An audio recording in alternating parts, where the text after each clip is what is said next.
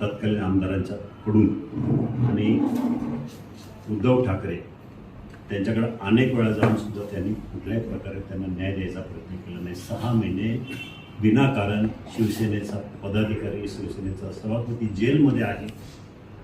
त्यांची बायको इथं माझ्या टेबलवर येऊन बांगड्या फोडल्या होत्या. काय करू तुमच्या शिवसेनेचं?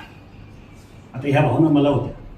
मी सगळ्यांना सांगण्याचा प्रयत्न केला की तुम्ही घ्या, काहीतरी चुकीचं घडतं आहे, शिवसैनिकांना हे करायला कोण नाही आहे. त्यावेळेला फारसं कोणी लक्ष दिलं नाही. उभाटानं तर अजिबातच दिलं नाही. त्याच्यानंतर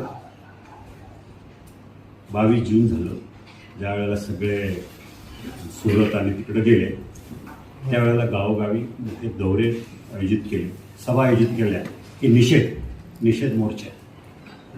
त्यावेळेला मी बोललो. त्यावेळेला रवींद्र मिगलेकर होते, सचिन अहिर होते, बाकी सगळी मंडळी होती.